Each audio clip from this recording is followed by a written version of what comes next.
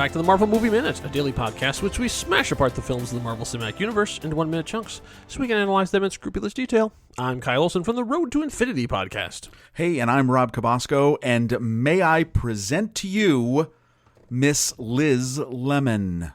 When they said you may now kiss the bride, I did my first ever eye roll. And today, I honor that little girl's eye roll with this masterpiece.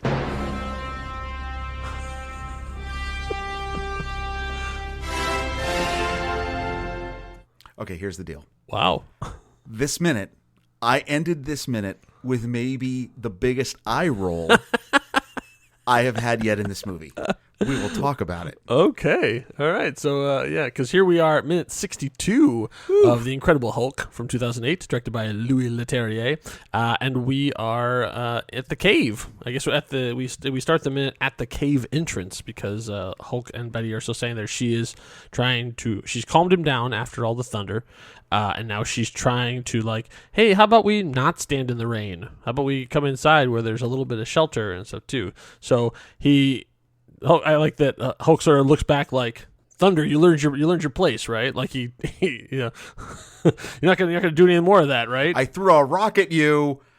You got that rock, didn't you? Yeah, that's right. I've thrown it, rock, and now that's it. Okay, right. And then and then turns around and then sort of allows himself to be led, and then the two of them just basically sit casual and try to do a staring contest. Looks like. I mean, they just sort of a lot of eye contact going on. I mean, I think the Hulk looks of the entire movie, forward and backwards. This is when the Hulk looks the most awkward.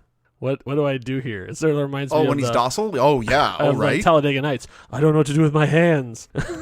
What? Do I just Hulk. Do I just sit here? Do I say something? Right. You want me to throw another rock? I can do that. Well, it's an interesting. I mean, it's nicely composed. Mm-hmm. These shots are composed well in that you've got this huge the Beauty and the Beast, right? Yes. It's the Frankenstein's small monster. Woman. Exactly. Yeah. It's all this. He's crouching down to her, and she's looking up at him, and she's got just this beautiful. We've talked about Liv Tyler's expressions in this. Yeah. She's doing her greatest acting with an inanimate object, obviously, right? So she's doing a great job. But I love the shot where it zooms in on her, and she just totally emotes it all about all this compassion, and then we get just a full frame shot of the Hulk from chest to face, and he's just got this. Huh? And it's not like I don't know what's going on look. It's a, whoa, don't think I've ever experienced this yet. Yeah. Right? This just moment of serenity, which for the Hulk is not something normal, something he probably hasn't experienced yet. True. And then we cut to this back shot when they go to sit down. Beautiful shot of just two people sitting on a bench, right? Mm-hmm. Yeah, I mean, and just woman. I on my notes I had woman and monster sit watching the rainfall. Yes, it's very beautiful, and we get great use of again the lightning in this because you're trying to create the illusion of reality when this is obviously tough to do with a CG character. But you've got those shots of lightning to kind of give you, again, perspective of the shape going all the way back to the original battle, the first unveiling of the Hulk we talked about earlier in the movie, right, where the flashbang grenade gave us this view of his size. Mm-hmm. You've got that same sort of thing going on here, and then they cut out to the exterior shot where it's just the two of them underneath the crevice of this cave, and it's quite serene given that she's sitting next to a 1,500-pound rage monster. 12, exactly. I mean, it's pretty nice for the Hulk. Yeah, that's it. And this may be the nicest moment he has over the course of this movie. Absolutely, just a very quiet sort of moment. We could make this work. Yeah, but then cut to the Army Hospital, and it's sort of this is where I think again we're playing a little bit with time because it's sort of is this that night? Oh, right. Because I mean, it doesn't seem very night-ish here. I would think this is the next morning, and it's possible. There's nothing really that contradicts that. So I'm guessing this is early the next morning. This is right after, and I come to Ross enters and he's talking to a man we'll come to know as Army Base Doctor. Oh. Doesn't even have a name. Not even Dr. Army Base. They have one. Yeah, just one. They have one. Yeah, only one Army Base doctor. But the thing is, this is actually a pretty respected actor here. His name is James Downing. He's a Canadian actor.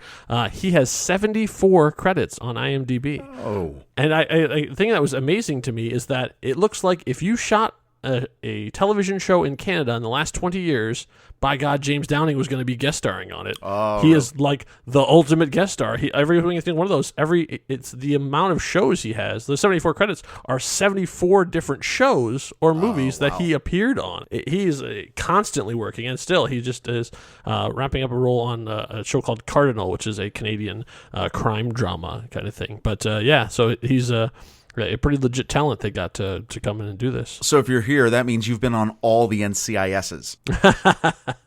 That's the equivalent, I guess. Yeah, anything that he's on the short. He's on the short list of all the casting directors when somebody shoots up in Toronto. We need a guy to be a lawyer. Yep. I got just the man for you. How about Army base doctor? Perfect guy. How about murderer? I got the guy. Here's the guy for you. Call James Downing. He's there for you. Nice. So we see him going through, and he's talking through what happened, and we don't know exactly what's going on at this point. But then, as he goes, we realize he's talking about Emil Blonsky and what happened to him. And as he yanks the curtain open to there, we do not see what Blonsky looks like, but we do see Ross's reaction to what Blonsky looks like, and Ross looks like he's about to vomit. Cue my eye roll. Really? Give me this a is what break. gotcha, huh? Yes. Okay, so what's the dialogue here? So you hear him saying, like, Ross is like, will he ever walk again, right? Mm-hmm. And the guy's like, oh, his bones are like crushed gravel, and he's got a heart like a machine, right? Yeah. And I'm thinking to myself, okay, this isn't Alex Murphy here, right? Like, and we already know this guy's, one in my head, I know that, yes, he's gravely injured, I'm sure, but he had the serum. Yes. I'm going to assume, right? I'm assuming a little bit of things. But the issue I have is that, they open up the curtain, and all you see is a hand that's in some sort of retracting device or so, to keep it still. And obviously it's got, looks a little bloodied. Ross has this look where he looks away, and when he sees what he sees, he lets out one of those big, this is the same guy who's a general. He's seen combat. He's seen people blow up. Oh, and also, by the way, he doesn't talk to his daughter. Are you kidding? I was watching this and I went, what? No. Oh, he cares now. Oh. Hell, he cares. The courtship has clearly gone to a new level. That's ridiculous. That's my bro in there in that bed, looking all nasty. I don't know. It just seemed, I will say, from what we've seen of this character all throughout this movie, this reaction seemed entirely out of character. Now, we did not see what he saw. No. All we saw is his reaction to it. Now, we will find that out, I guess, in the next minute. Yeah, because maybe I will be wrong. As you said, the army base doctor says, I will say this for him: he's got a heart like a machine. Never seen anything like it out of a. And that's where the minute ends. And that's it. And that's literally the minute. That's literally the minute. Yeah. So it's we have Hulk and Betty staring at the rain, and we've got the two couples really. Right. That's true. You got Bruce. Nobody's with who they want to be with at this point. Betty would rather be with Bruce. Bruce would rather be there instead of inside the Hulk. Blonsky would not like to be in the bed, and Ross would not like to have another failure on his resume. So everybody is on the downs right now. Maybe what's happened is they both become Beauty and the Beast. Oh, okay. So see, now Blonsky is the Beast. Ah. And Ross gives out the whatever.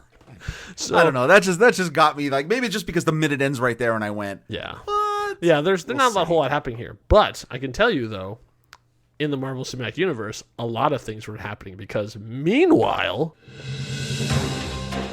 we're checking back in with what's going on because this is one of the most eventful days. As this day comes to a close, this is one of the most eventful days in all of the Marvel Cinematic Universe history to date and possibly even forward because very rarely is so many things happening. So this is June 2nd, 2010. In the MCU.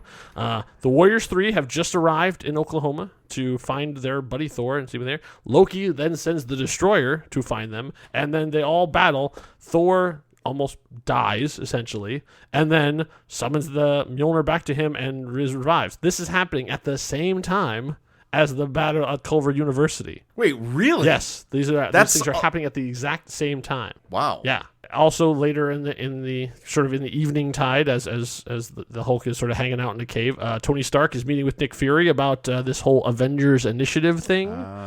obviously this is, we're in the realm of magic here, but this is also where the duel at the Rainbow Bridge is happening.